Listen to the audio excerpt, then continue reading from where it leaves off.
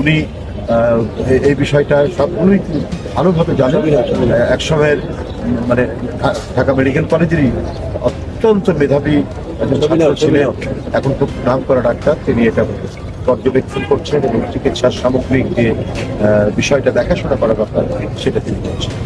তো ভয়ঙ্কর একটা দুর্বৃত্ত পরায়ণ সরকার ছিল, তারা এই সমস্ত মাসুম বাচ্চাদেরকে, এই সমস্ত আলোক পিয়াসী শিশু কিশোরদের বুকে গুলি চালাতে তারা দ্বিধা করেনি এবং এই গুলির মধ্যে দিয়ে তারা একটি প্রজন্মকে নিঃশেষ করে দিয়ে ক্ষমতায় থাকতে চেয়েছে।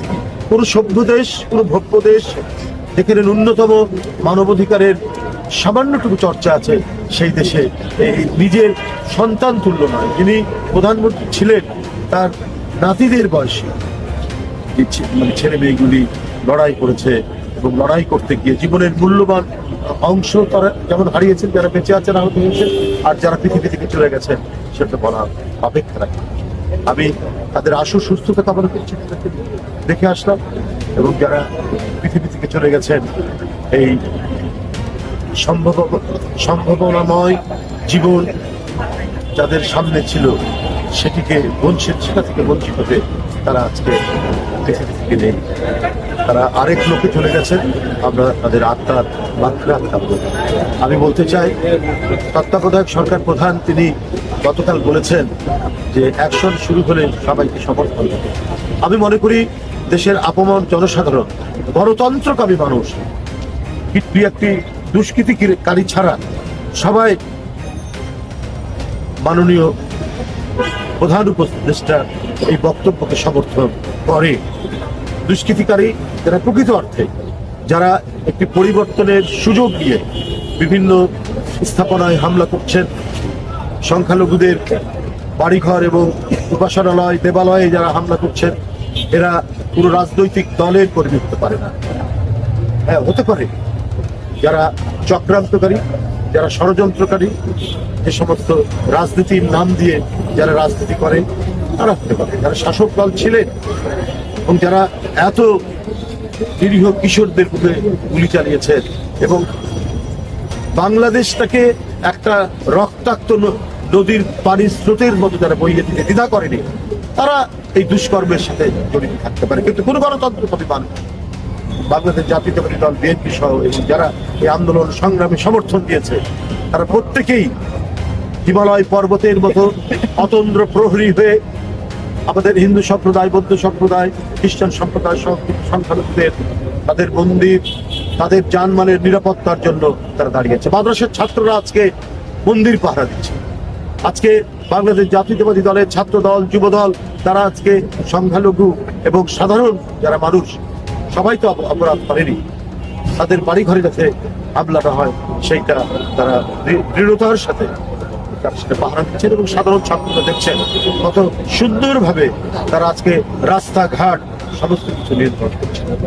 যাই হোক, আমি যেটা মনে করি, প্রধান উপদেষ্টার কথার বরাত দিয়ে বাংলাদেশ জাতীয়তাবাদী দল দীর্ঘ 16 বছর এত নিপীড়ন নির্যাতন সহ্য করেছে এবং তাদের যুবকর্মীরা, ছাত্রকর্মীরা তো গণতন্ত্রের লড়াইয়ে তারা যে অবদান রেখেছে, আইনের শাসনকে প্রতিষ্ঠার জন্য যারা এতদিন ক্রস ফায়ারের শিকার হয়েছেন, গুমের শিকার হয়েছে, 16-17 বছর আমাদের জীবনের আরো ভালো কিছু সুন্দরের চর্চা, আরো ভালো কিছু অনুশীলনের যে সুযোগ, সেই সুযোগ থেকে বঞ্চিত করে যারা আমরা বেঁচে আছি তাদেরকে দিনের পর দিন রিমান্ডে না হলে কারাগারে আমাদেরকে থাকতে হচ্ছে।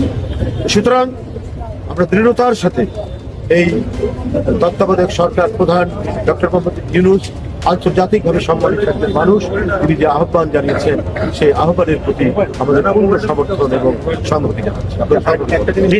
আইন শৃঙ্খলা রক্ষাকারী তো নিরপেক্ষতার সাথে এবং অনেকখানি এখন সুস্থির বাতাস বইছে সারা দেশে, কোনো এনার্কি বিস্তৃত করতে দেয়নি।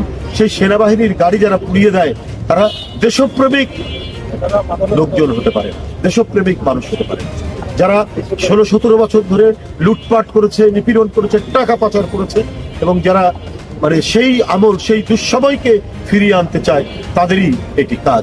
সাম্প্রদায়িক কোনো দাঙ্গা লাগানোর এটা নানা ধরনের পরিকল্পনা থাকতে পারে। আমি কালকে ঢাকেশ্বরে মনোযোগ দিয়েছিলাম, তাদের প্রতিনিধিদের সাথে আলাপ করেছি, তারা দারুণভাবে আমাদেরকে সেখানে অভ্যর্থনা জানিয়েছেন।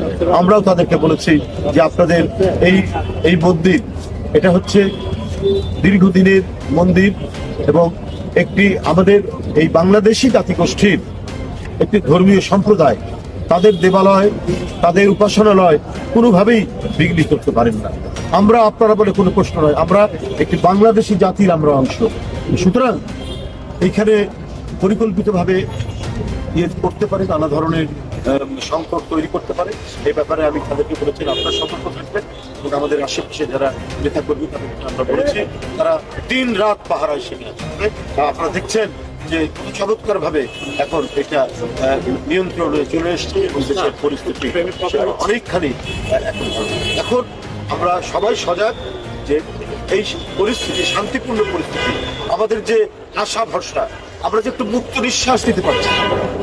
আজকে আপনাদের সামনে এখানে যে ব্রিফিং, এই ধরনের কথা বলছি, এটা যদি ওই জামানা থাকতো, আজ থেকে এক সপ্তাহ আগের বা দেড় সপ্তাহ আগে যে পরিস্থিতি ছিল, তাহলে এটা করতে পারতাম না।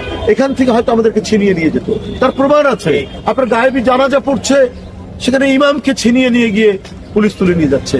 মানে কোন ধরনের অপোজিশন কণ্ঠস্বর, মানুষের যে স্বাধীনতা, গণতন্ত্রে যেটা স্বীকৃত, আইনের শাসনে যেটা স্বীকৃত, সেটা করতে চায়নি, সেটাকে ধ্বংস করে দিতে চেয়েছে।